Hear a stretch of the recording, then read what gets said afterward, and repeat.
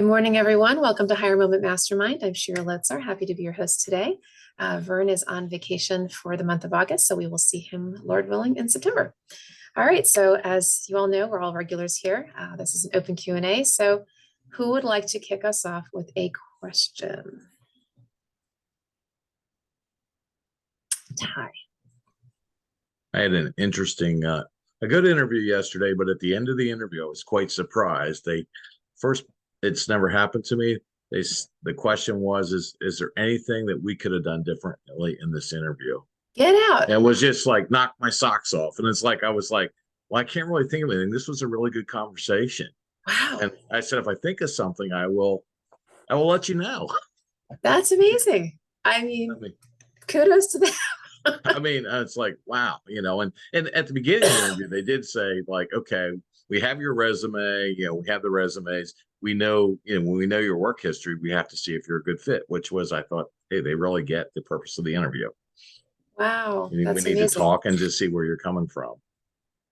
Good for them. I don't know if you feel comfortable sharing who they are in this public forum. If not, no problem, or at least something like if they're a nonprofit or nonprofit association. Okay. Not really considered north toward Frederick. I was really shocked with that. And I was kind of shocked that the interview went really well, but I really don't know. We'll just wait and see. Well, good. Well, thanks for sharing that positive bit of employer feedback. That's great. Yeah. Love hearing those kinds of things. Cool. Hey, one thing I wanted to mention, because as you all know, I'm a recruiter and a coach, right? So I pick up little, anecdotes here and there that I like to share. And one thing I wanted to mention, because I keep getting this question, and I do see your hand. People have been mentioning to me recently how much from the job seeker perspective, right? How much the market has changed. I've had people say, hey, pre-pandemic, I'd apply, get responses, and all of a sudden I don't hear anything, right? For nothing. And one of the things that occurred to me that I've been saying recently to folks that has to do with the whole trend toward remote work. So not that I have the actual stats, I'm making the stat up, okay? But in my sort of anecdotal estimation, I'd say about 50% of employers in this country have gone fully remote. Totally made up statistic, right? But that's how it feels to me. And I'm saying that because not only have a lot of employers gone remote, but there are a lot of candidates who only want remote, and it's affecting the job search in two ways. So on the remote side of things, what I'm seeing, and this is actually as a recruiter, I've seen this too, when we employers, right, recruiters post a job, and if the job is a fully remote job, we recruiters get candidates where? From everywhere. It's no longer geographically local, right? So we can get candidates from all over the country. Some employers are happy to get people all over the world, right?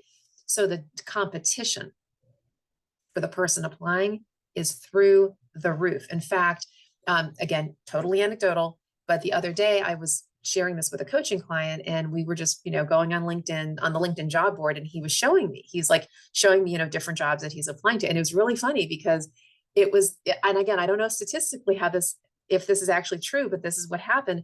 We went through the different jobs. For job number 1, remote, 2,000 something applicants. Job number 2, remote, 2,000 something applicants. Local job that was hybrid, meaning right on site, 25 applicants. Okay. That's not surprising to me because there are so few people these days who actually want to, I say so few, not few, but there are many fewer people who are interested in the hybrid and right on-site work. So two things are happening. On the one hand, there's all this exponential competition for job seekers who are applying to remote job, but the opposite's true too. For recruiters who are posting a hybrid job or full-time, which most people are not on full-time on site anymore, but at least hybrid, the recruiters are getting that many fewer candidates applying. So they're having a harder time getting quality applicants because there's so many people who want remote. So if you are open to a hybrid job, my recommendation these days is go after a geographically local position that is looking for hybrid, because those recruiters are having a really hard time finding people. So it was very interesting, the 25 to the 2,500. I don't know if there's a 10% or a tenfold, right, difference, but anecdotally, that's kind of what I'm seeing. So I just want to, put that out there for those who are interested, and or if you haven't been getting right traction, you may want to go geographically local. So there's my tip for the day. And actually, did you put your hand down for a reason? Oh, no, sorry, I do have a question. I couldn't figure out that clapping, how to get rid of it, but it went away. Anyway, the question is, and this came about when I was talking to other people who are looking for jobs. One person, and I myself have seen this, where you're applying online on the portal and it has a question, may we contact your employer, your last employer, something like that. Right. And, I said no, but how does that affect my candidacy if you say no or yes? It does, but let me put a caveat.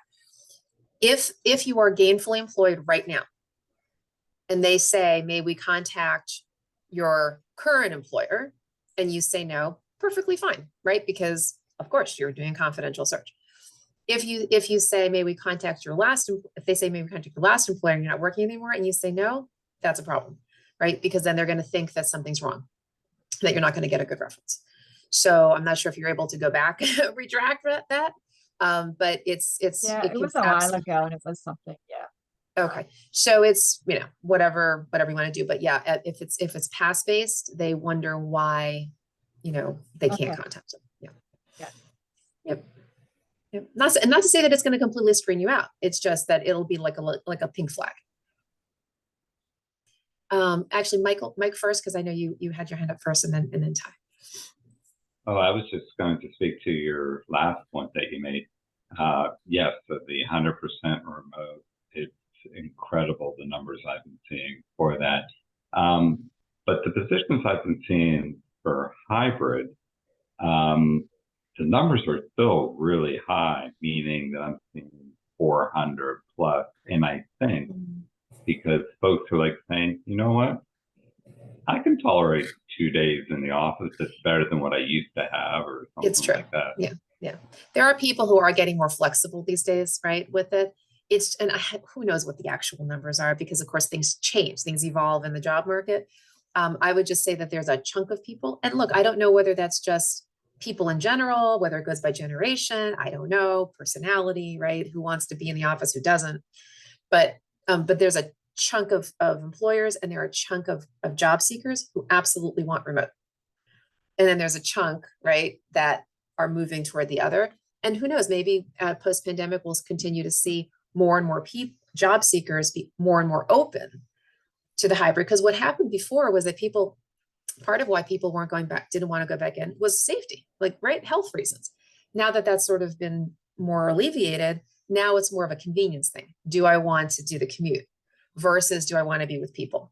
So now it's a little bit more of a lifestyle thing rather than a health and safety thing. So it'll just be interesting to see how things shake out. Ty and then Karen.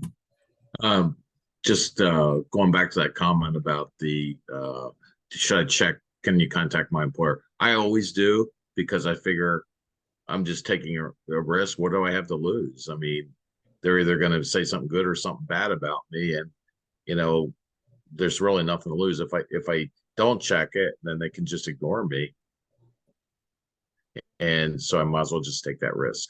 Yeah. Karen? I have a comment and then I have a question. I was surprised earlier this week when one of the engineers who works for me was commenting that I was coming in the office a lot. I was in the office 4 days this week, just because I wanted to connect with people internally. And he said, wow, it's like they have in my company, well, it's called a connect week, where people are required to be in the office 1 week a month. So the other 3 weeks they can work remote. So he was like, wow, it's just like your connect week. And I walked away thinking, if this was 5 years ago and somebody didn't want to come in the office, that means they don't have a job. And so it's amazing, the shift in mindset about people who, well, you don't want to come to the office, I guess you don't want a job then. It's interesting. And that isn't his case, but because he's very motivated, but just thinking about what the requirements of the employee base are now. I want to be remote. Well, maybe your employer wants you in the office. So it's anyway. My question is about references. I have 2 people internally right now. My direct manager not of my work, but of my in the PMO. She said she would be a reference for me, as well as one of my engineers who said, do you think that those are relevant references, or do you think, because I don't know what my work team, I mean, they're letting me go. I don't know what my work team's going to say about me. So how do you think I should craft the message about my references?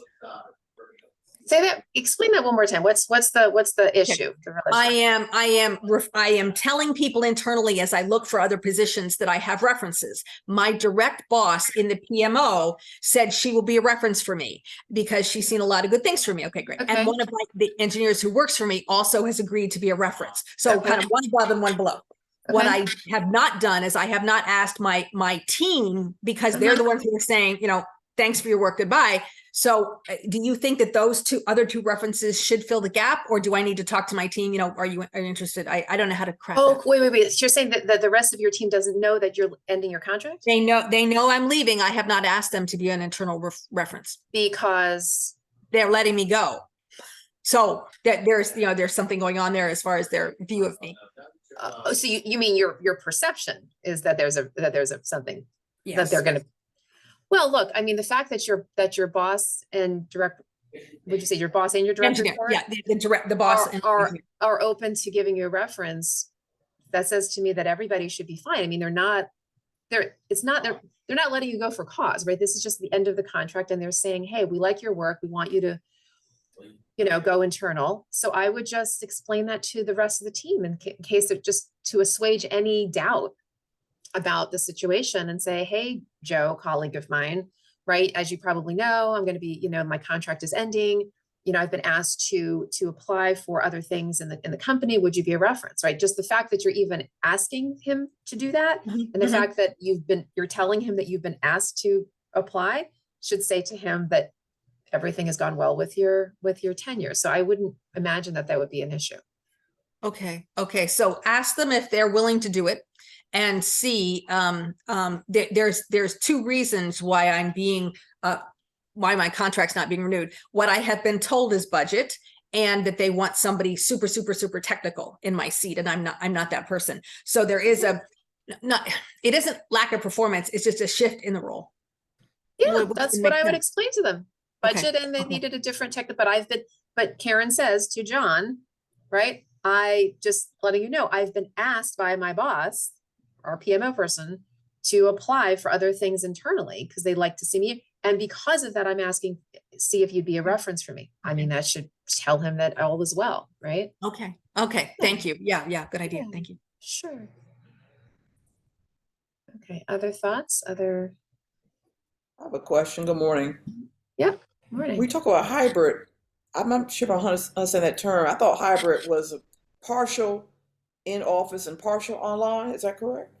Yeah, exactly. So it's part and part. So, so typically a hybrid situation, usually these days, it's 3 days in the office and 2 days remote. Okay, weekly or every week. Yep, every week. So okay. when you see the term hybrid, that's normally what it means. Now it could be some other configuration. It could be, 2 days in the office and 3 days remote. But let me just say, when an employer does hybrid, what they really, really want is for everybody to be there full time. But what they're saying is they're compromising, saying, we know people want to work remotely, so we're going to give a concession. Fine, you can work from home 2 days. That's normally their concession. Sometimes it's only 1 day, but normally it's 2 days and 3 days in the office. Okay. Thank you. Sure.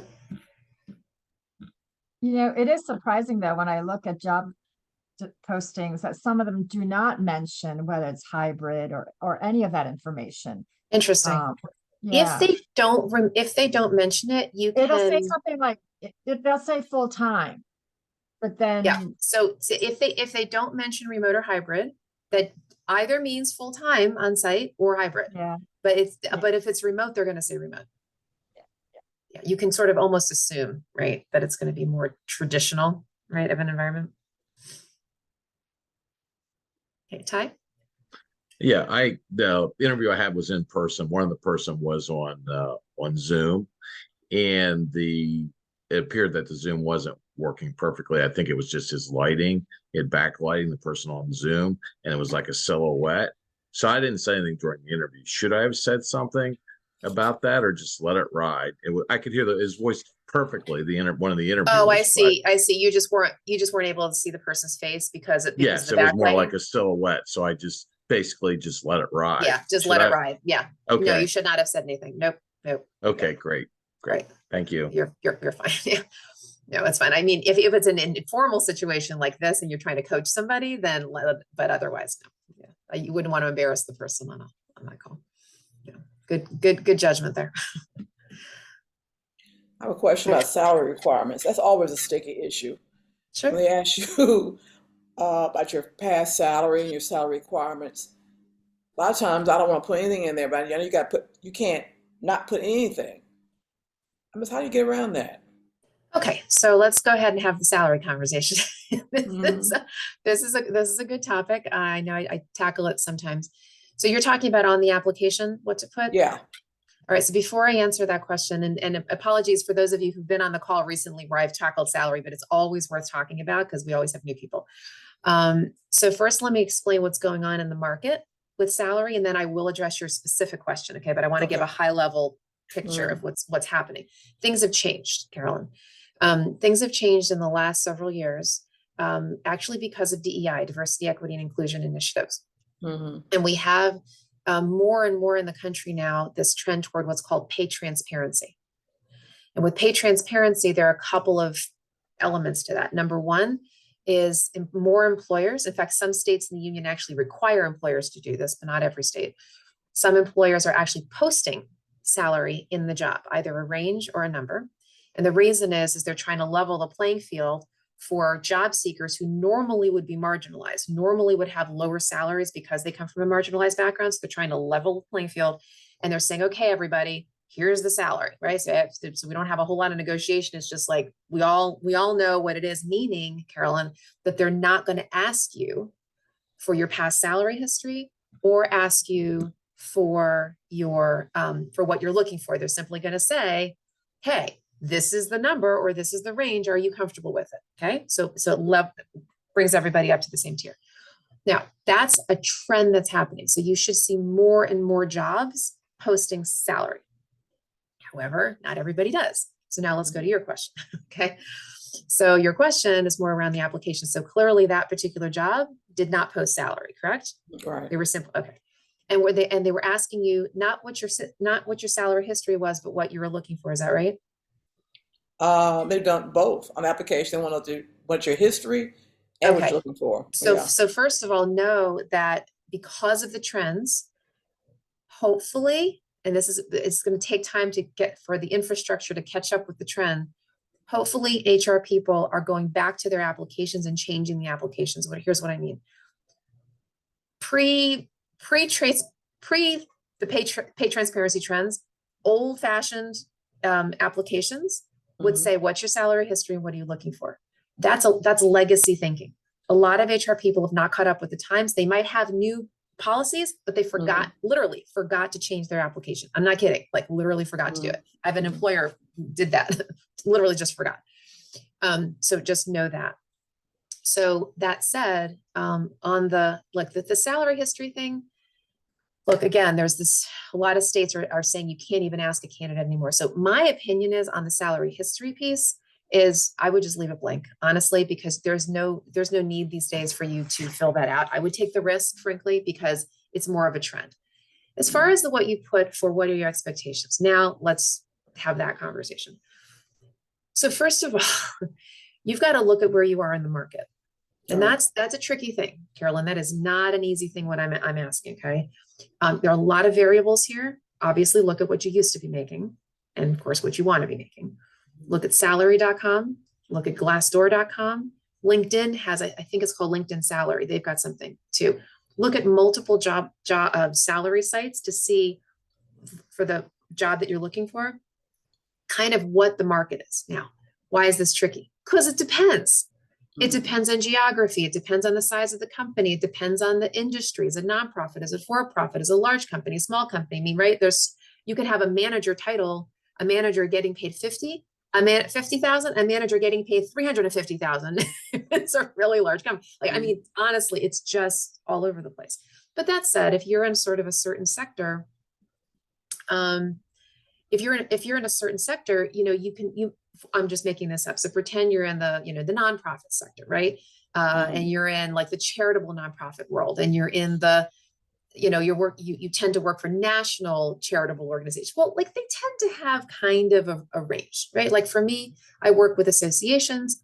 You ask me what a mid-size association is paying for manager level, I can pretty much tell you, right? Within a band. But that's because that's a niche within a niche. You've got to really be thoughtful and do your research to figure out where do you fit. Again, I'm not giving you a one size fits all. You really got to think about this and look at the market. And then when you do, you want to take a high comfortable number. So let's make this up. Let's just say normally you're making, 100,000. Okay. Like that's kind of, has been kind of what you've been making recently. And you kind of feel like, that's a good range for this particular position, this particular sector. Go up a little bit. Go to 110. What are you looking for? I'm looking for 110. Now, are you taking a risk, Carolyn? Yes. Mm-hmm. But here's the thing. If you put nothing in, you can put nothing in, but it's very frustrating for the employer because what'll happen is they're still going to ask you the question because they don't want to waste your time. Mm-hmm. If you guys are $50,000 off, if you're looking for 110, but they can only pay 60, right? Then it's not a good use of your time. So somehow that topic has to come up early in the conversation, because truly, if it does not, honestly, you can go literally all the way to the end of the process. They send you an offer and you're $50,000 off. And then you've spent all these hours and you wasted time, right? It's better for them to ask you up front. Trust me, even though it feels uncomfortable, much better to get it done more quickly. And so you just really need, look, it's a little bit of a risk. I get it. Much better to figure it out up front and put down a number that's a little bit higher, little bit, not crazy. Not if you're supposed to make 100, don't put 250, but a little bit beyond what you think, the range is, because then they can always negotiate you down, but they're not going to negotiate up. So what you'd never want to do, folks, this is so important in negotiation with salary, never put a range, If you put a range, what number are they going to give you? Hello, everybody, the low one. Okay. And don't start with the bottom either. And I will tell you that a lot of people have a lot of concern about this. They're like, oh, I don't want to price myself out of the market. Better to go a little higher and have them push you down than start low and then they don't give you any more than the low. Because your best time to negotiate, folks, is during this, when you're getting a new job. Once you get the new job, you're pretty much going to get COLA, 2 to 4% increase. That's it. You've got to negotiate your best right now, because then everything else will be based upon that number. Okay. So Caroline, I know I can't give you an exact answer, but do your research, go a little bit higher, a little bit. Because the fact is this, if you're at again, I'm using these numbers, if you're at 100 and you go to 110, that's still within striking distance. That's not a crazy number. And if you're worth that amount, if that job is, worst they can say it, they'll probably say, well, thanks for we really can only do 95, like, do you have any flexibility? It's not going to completely, right, kick you out. But if you want put down 110 and they can only do 60, yes, that will. And that's okay, because you can't take the job anyway, because it's too low. Does that make sense? Yeah. I would take that little bit of a risk. Does that help? Yeah, it does. Thank you. Yeah, sure. All right, Karen?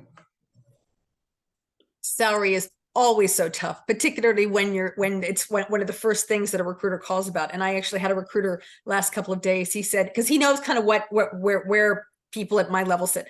So he was saying, well, I've got these great jobs, but they booked 40, Karen, 40 an hour. That's all but I can get them to 50. What do you think? And I said, 50 is lower than I've made. Not really comfortable with that. So he's already, okay, Karen, but see, that tells him anything comes in lower than 50. No, don't even pitch it. You have to know what your bottom line number is. Understanding that benefits can play into this too, right? How much do you pay for premiums? Do they offer 401k? Blah, blah, blah. Yes, absolute bonuses, right. That's what we call the total compensation package. But at a base level, you kind of have to know, look, I just can't go below X. Know that going in. Also know what I call your happy dance number. Okay. Right. Like that number that is really what you want. And then then you can have a little bit of squishy room right in the middle. he was already, apologizing up front. So I think he kind of knew where I've been, what I was kind of looking for. But, gee, Karen, are you interested? He was just trying to throw some things to get a feel for me, and hopefully that I laid it out for him. And he said, okay, we'll keep looking. All right, other questions, topics, things we can dive into?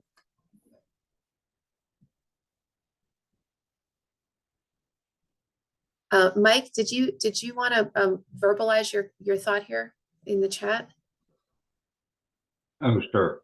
Well, I was basically just saying that if you're afraid of what the previous employer may say about you and or your work performance, I think that nowadays that HR is pretty savvy with kind of a token response. So I think that if you're afraid that they will say anything negative, that previous supervisor might simply refer to HR, and they'll just confirm the details of your date of employment and your title, or the supervisor, whoever he or she may be, they might just simply do the same and say, this is our company policy. It's true. It's true. Yeah. Yeah. You're right, Mike. Because employers on both sides are afraid of litigation. So if they weren't going to say something positive, 9 times out of 10, they're simply just going to punt to HR and say, I can't say anything, rather than say something negative and have it come back to them. We're not saying 100% of the time, but there's a likelihood that that's the case. Yeah. Ty? So when somebody checks the box, does that mean that they've got the keys to the car and they can go anywhere with this? They can ask any questions. Have you given full consent to them to ask the employer? Or the only thing that would be restraining them is the company policy, and says, well, the company can only confirm that this person worked here on these dates. So basically, they're open to say anything they want about you. Is that correct? That's right. Yeah. Again, they're open to say anything, but if they do say something that's negative, and if for whatever reason it gets back to you, by the way, people don't know this, what I'm about to share. I don't know if I've ever shared this publicly. And I don't even know if a lot of HR people know this. If a past employer says something negative, it gets back to you that they said something negative. You actually are allowed to respond to it in writing. You are allowed to actually defend yourself. Most people don't know it. Candidates don't know this. Job employers typically don't know this, but you can to overcome it. But again, it's not normally done. So you just wouldn't. But you technically you could. But again, employers just don't want to say anything that's going to come back to them and have you, the former employee, right, sue them for defamation, slander, anything like that. Which is why a lot of former employers will only verify name, rank, and title. And it's why also sometimes employers don't even check references, because they know that whoever you're going to give is going to probably say something good. So what's the point? It's a subtle thing. But yeah, I think everything we've talked about here is important. Eric? Thanks, Shira. I've been thinking of how to formulate this question best, so bear with me as I just get it out. My experience, I got to a final round of interviews before being turned down by a position. I'd say the company is on the larger side or larger mid-size, so maybe 700 employees. And I just referenced that, saying that they have lots of different gradations of positions and some flexibilities in the roles that they put together. After making the final round, I asked for feedback on, if there was anything in particular. And I was told that my day-to-day experience didn't quite match the role that I had applied for. And so I was a little sour about that, because I had the same experience, since the initial application. So why would they have taken me that far? I was invited to try for what was implied to be slightly lesser, slightly advanced roles in the future as they came up. I also just kind of vented the story to a couple of my peers, and they said, maybe this is an opportunity for you to offer yourself up as a contractor and see what they say about taking you on part-time. And while I thought that was a good idea, I ended up psyching myself out of ever doing that. So sort of a two-part question. I wondered if you've ever heard of an instance where a no for a job offer was pivoted to something different. And then just a little bit more generally, how sincere when you hear we invite you to apply for other roles as they come up, without ever really being actively recruited after the fact. How sincere is that? How worthwhile is maybe continuing to pursue that avenue and perhaps talking to the same people who said no earlier? Sure. Okay, so there's a lot in what you just said. So Yes, first of thank- all, I'll address the whole contract thing because that's the quick one. Yes, absolutely. Plenty of people have pivoted and, say, hey, can I be a contractor? Can I be a consultant? Can you use me in any other way? Nothing wrong with that. Go for it. Yeah, absolutely fine. Because the fact is that if they liked you well enough to bring you in and let alone take you all the way to the end of the process, that's huge. That means they actually like you. It wasn't just, hey, you didn't get the job after the first phone screen or the first interview. They took you all the way to the end. That means they thought that you were a really quality candidate.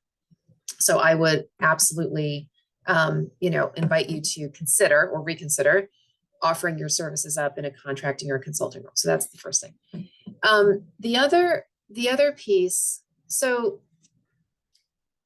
look, let me just sort of make it sort of a general concept here. Employers, first of all, there's no one way to recruit a candidate. There's no one way to look at somebody's background. And so employers will have varying levels of thought around what your actual qualifications are relative to the role. And I really want to specifically address this idea of what you said in the beginning. Oh, kind of like you were soured on the fact that they kind of knew what you were all about. Well, they did and they didn't. They did and they didn't. They saw what was on paper, but they likely skimmed it. And by the way, lest we judge that, when you all look at a job description, do you always read it word for word and line by line and analyze it deeply? Probably not, right? Both sides tend to do a lot of the skimming, scanning thing. That's very normal and natural. So they look, they skim, they scan, they heard you, but they didn't necessarily hear you. It wasn't until they got deeper in that they said, well, we like Eric and we kind of see that he's done this and that. But it wasn't until, I'm making this up, the second or the third round that they did a little deep dive, like, oh, well, we thought when we read this, we thought this, but actually he doesn't have the blah, blah, blah, right? And so they kind of make these assessments deeper at a deeper level down the path, right? Now, by the way, I'm sorry that I forgot that the second part of your question. Can you restate it? I want to make sure that I'm addressing it. Just on the topic, and it's general, but when you receive a no from an interview, but just the invitation to right, to apply keep an again, eye yeah, on future openings. yeah. So here's the thing: if you were not well received, they typically would not make that offer. They made that offer because you were well received. They didn't do it gratuitously. Okay. See, So they actually mean it. And it's fine. And I would absolutely take them at face value. Again, especially because you made it through to the end of the process. That's one of the things that's encouraging me about everything you're saying. They wouldn't continue to bring you back unless they really like you. They think that you could be a good fit for the company, even though you may not have been the best fit for that role. So please be encouraged with that. Same thing with Karen McCann, right? Because she's actually in a contract right now that's ending. And her boss said, please continue to apply to other jobs in the company. They're not saying that gratuitously, right? Nor did they ceremoniously walk her out the door, right? They're actually saying to her, we like you well enough to continue to offer you opportunities. Eric, they're saying the same thing to you. So I would apply for other things. I would consider, contract work or whatever else, because they've given you what we call the buying signs. gotcha. Okay, thanks very much. Sure. Karen Green and then in. So I have a practice, this is on Eric's question, that if I'm down to the wire and I'm the one that didn't get the job, but the other person did, I write them a thank you letter. a very nice thank you letter about how wonderful I think the company is and how disappointed I am, and how if something were to happen, I would love to be reconsidered. And I have known people to get jobs as the second candidate by doing that. 100%. Now, I wouldn't mention the disappointment thing. Not that that's bad necessarily, but it's a little, it's, but yeah, but the idea of, yes, so thank you for the consideration. Really would love to be considered. 100%. You're absolutely right, Karen. People have actually been reconsidered. And why? Here's why. How much I'm impressed with your company and I'd like to be a part of it. There's You just multiple, lay it on. there's multiple reasons why that works. Number one, you're being gracious. Let me just start with that one. Employers will sort of test your character in how you receive a rejection. Not that that's not why they're rejecting you, but when you are rejected, how you receive that rejection says something to them. The fact that you, again, to the thing about Eric, the fact that you made it all the way to the end, didn't get the job, runner-up, bridesmaid, whatever you want to call it, and then don't get the job, if you handle it graciously, huge. If you don't, huge. Okay.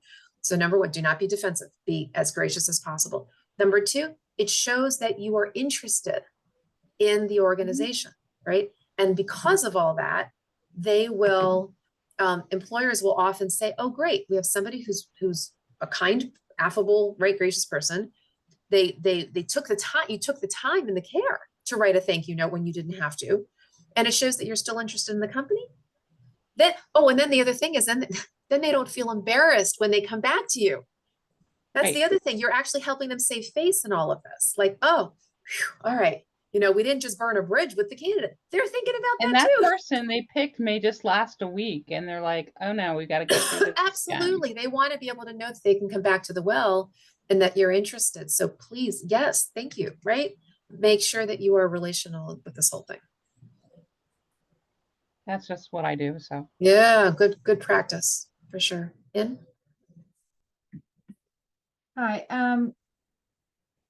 I know that you've addressed this before, but should you submit your resume to recruiters' website? Because some of them say, hey, send us your resume, just on their website, it'll just say, send us your resume. Or I don't know, it just says things like, You're talking, when you say recruiter, you mean a third-party recruiter like me, a headhunter? well, or these yeah, I really haven't drilled down, but they're executive search firms, let's say, for example. Yeah, that's what we're calling Yes, search yes. firms, headhunter. Yeah, same thing. Yeah. 100% do it. Yeah, I am okay. not saying no, do it and then forget about it. Yeah. Yeah.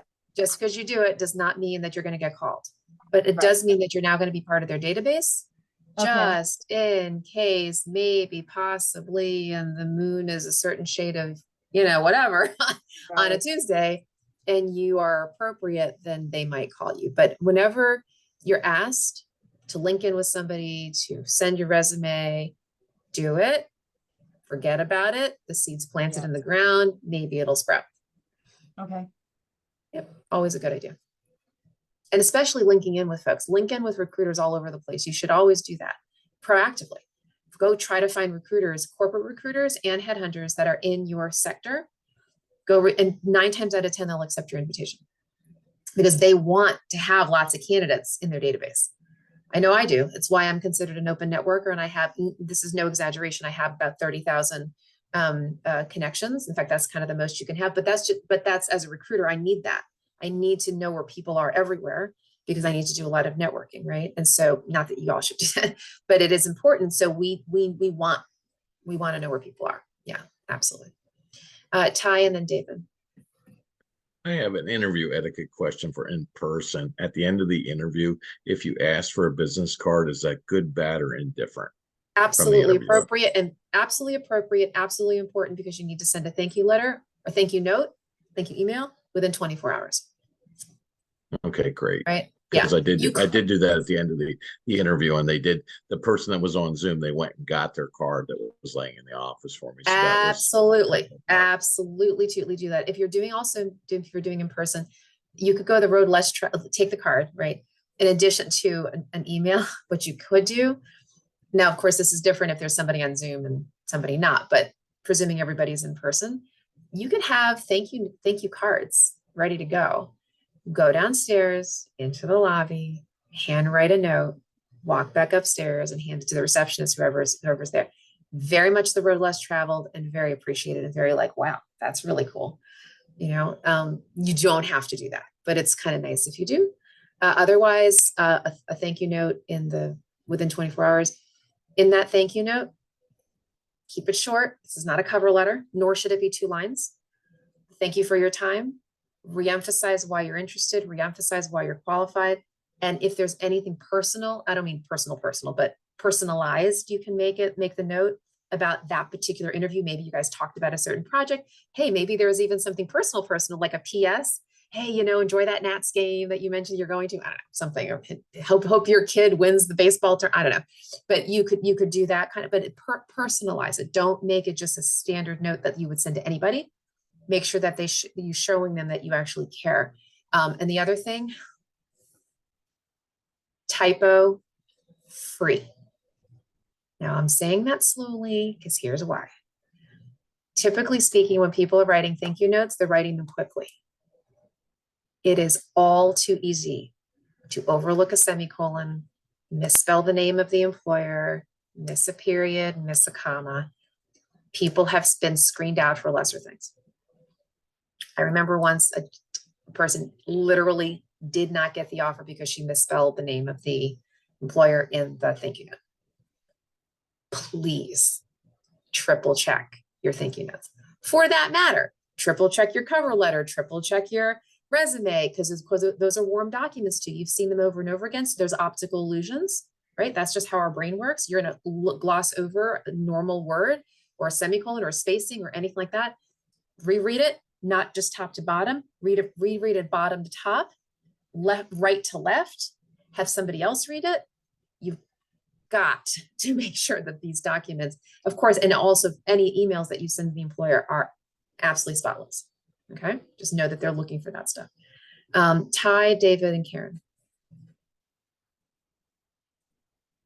I just have a follow-up. When you said about personalizing, as it turned out, the two of the 3 people in the interview went to the same school as I did. Right. So I mentioned that in the letter, just, glad to learn that you went to the same school, blah, blah, blah. Yeah, nice. Good personalization is good. David? Good morning. Morning. So I got a question. We talk about the first 90 days and what does it take to be successful in your job, but in a slightly different direction, also kind of a maintenance of effort in your job search. And so as assuming that everything is good in a new job, people like you like them, but you might have your eyes raised a little higher. And so trying to take an environmental scan on qualifications of those people who are in a little bit more of an authority. So to broaden your appeal, should you apply for other jobs wherever you might be working. So it's kind of a maintenance of effort for your resume and for any other documentation that you might have. Any best practices for how to best go about doing that? Because make sure I'm understanding your question there. Are you talking about after you've started a job, let's say you're there for 90 days, you asked, is the question, should you be keeping your eyes open for external opportunities or should you be keeping your eyes open for internal opportunities? I was thinking more internal. I see. And so if you're brought in at a certain level, there are other opportunities, or there will be. Yeah.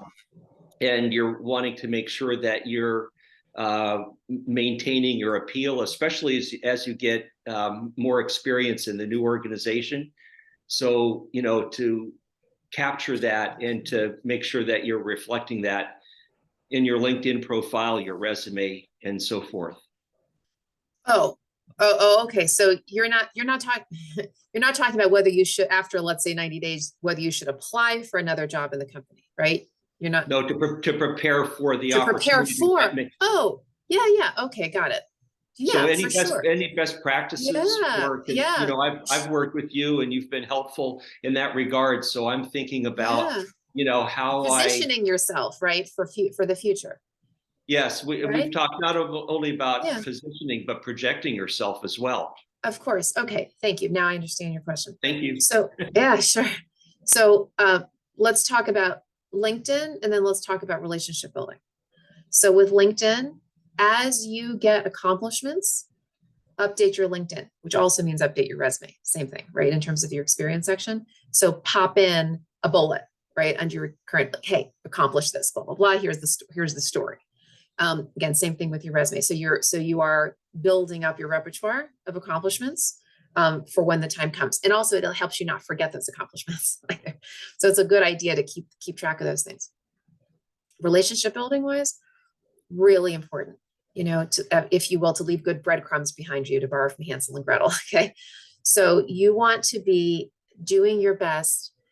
Number one, to raise your hand where appropriate for other people's projects. So if somebody else is doing a project and you think you can be helpful, not to take away 50% of the time from your current job, right? But here and there, hey, Susie, right? Notice you're working on this. Maybe I can lend a hand. Okay, it's goodwill. You're investing in somebody else. They see that you're a helpful person. They get to see your skill set. And then over time, if enough people kind of see your reputation and see the good work that you're doing, when they're thinking about internal promotions, when they're thinking about backfilling internal roles, hey, you know, David, you know that guy, David? They're talking at the C-suite level. You know, there's that guy, David, he works over there, right? He was really great. You know, maybe we should tap him, because they can't know to tap you unless they know to tap you. Okay. Because if you're just hidden behind the scenes, they're not even going to think of you. But if you're building relationships, adding value, they're much more likely to consider you. So relationship building is one thing, and then making sure your accomplishment stories are in your resume and in your LinkedIn are two things you could do. Okay, great. Karen? Now I've got two questions. When dealing with internal people, be it contacts, be it recruiters, yeah, I'll look into something for you. What is the cadence? I mean, we're all busy. What is the cadence? Hey, you know, I'll definitely look you up. You know, how many days do I wait till I ping him back? Great question. It all depends. So there's no like, oh, wait a week or wait or whatever. It really depends. So first of all, this is a rhetorical question. Okay.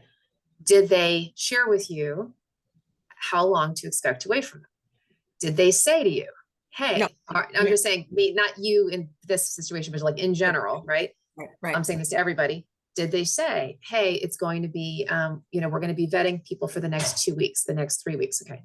If they did, listen to that, write it down, wait till the end of that period, and then another week. Okay. So don't, like, if they said we're going to be vetting people for the next couple of weeks, don't expect them to call you that Friday at 9. Right? Say, wait one more week, because everything takes longer than they think it will. Everything takes longer than they think it will. So also wait another week. If they haven't said anything, it depends on what the level is. If it was a phone screen, they're typically spending a few weeks, right? Doing I'm sorry to interrupt you. No. Hey, Karen, yeah, I know you're coming off your contract. I'll look around to see if there's somebody that I can connect you with. It was that casual. Oh, that kind of thing. Not an interview, sorry. Yeah. Oh, Internal recruiters, you know, yeah. Oh, gotcha. Yeah, that's more of there's no commitment there at all. Gosh, a month? 3 business days? No. Because if they're saying it just like that, unless they're specific, if they specifically said to you, hey, Karen, there's this job in this department, I'm going to go ahead and talk to Susie about your candidacy, but that's different. If they said that and they were very specific, right, then yeah, I'd wait a week and say, hey, were you able to connect with Susie? Blah, blah, blah. If they did not say that, if they were very generic and said, right, I'll keep my eyes open kind of a thing. yeah. No, you don't even have to follow up at all. Or if you did, then bye, David. But if you did, then a few weeks, maybe, hey, has anything, just want to put myself back on your radar, recruiter. You know, is there anything that's come up? You know, but I wouldn't know, not a 3-day thing. If they just give you a generic, I'll keep my eyes peeled for you. And okay, so basically consider that a polite brush off. Okay, that's that. I've had a couple of those, and I've had I'm going to be looking out for you. So Yeah. much Yeah, more but definitive. even if they said I'm going to be looking out for you, that's a little better than I'll keep my eyes open. Even Right. so, that's not worth a 3-day follow-up. I'm looking out for you means they are, and I would follow up maybe in a few weeks to see if there was a ping. But if they say specifically, hey, I noticed I'm going to shoot your resume over to so and so in that department, that's different. Then I'd follow up after a week. Because then it's a specific, then it's like they're literally committing to do something. And you Okay, can follow sure. up. Yeah, because you do not want to be, especially internally, perceived as hounding. No. Thank you. Yeah. Okay, other thoughts, other questions?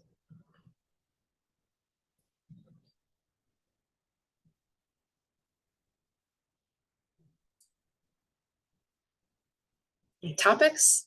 Anything that's gone well in the last week you want to share, or recently? Any best practices, tips, aha moments? Things you've noticed in the job market or in your interviews? Ty? I'll definitely go, once you get the name of the interviews, definitely look at their LinkedIn profile, learn as much about them as you can. So if there are some 100%. common points, go in and, I quickly established early in the interview that I went to the same schools as the interviewers. So that's at least some common ground. Absolutely. And Go ahead. they did say, oh, you did your homework. Yes. So look at them for lots of reasons. Look at them certainly for anything, any personal connections. Look at what their responsibilities are. If they listed it, a lot of people don't, but if they do, so you can leverage that in the interview. Because remember, when you're being hired by a hiring manager, they have their own goals. It's about making them look good, right? Helping them to achieve their goals too. So if you can see what their set of responsibilities are, you can say in the interview, hey, I noticed in your LinkedIn that you're responsible for XYZ. How can I best support you to help you achieve your departmental goals? On top of that, do a LinkedIn search for the other people in the department if you can find them. So what you do is you pop the name of the organization into the search bar in the upper left-hand corner, hit enter, hit the people button on the left side, and up will come the names of the people who work there. Do a little search and figure out not only who the hiring manager is, but who all the other players are, if you can. What are their titles? If they've written what they do a little, almost like a little org chart for yourself. Again, that can be very helpful in the interview, so you can reference that. Oh, I noticed, am I correct in my research that, this department has Johnny and Susie and Mary and whatever, and they're doing these things. How can I be best support to the whole team? Right? Or calling things out, right? That they do, or maybe there are aspects of their work. Oh, I noticed that they work on this aspect and they work on this aspect and I work on this aspect. And how do those things interrelate? Like, you can be creative about how you reference other people's roles relative to your own, so that you are being the best support and adding the best value. I make.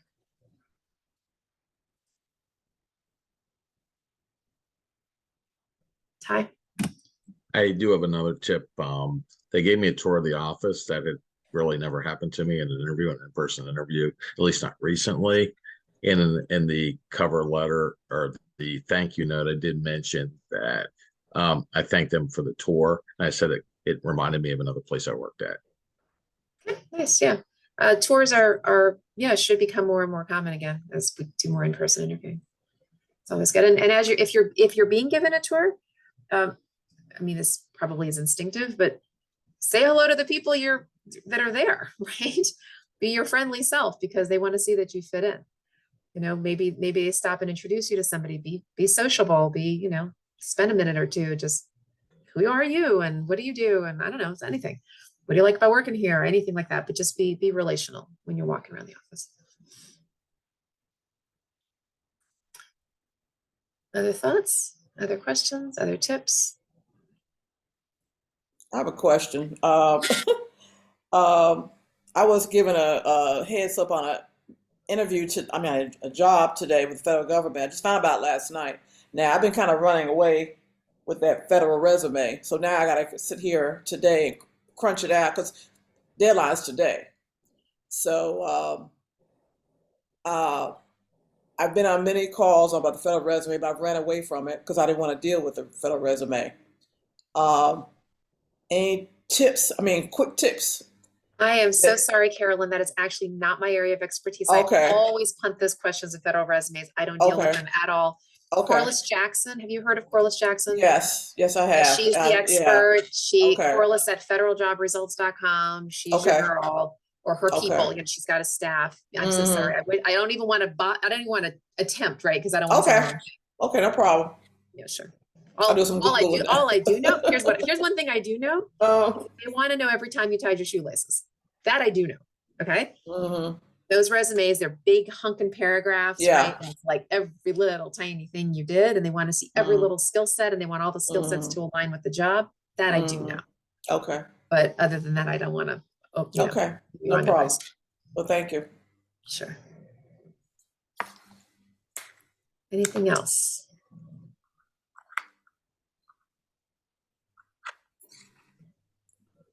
All right, well, we can go ahead and wrap up a little early.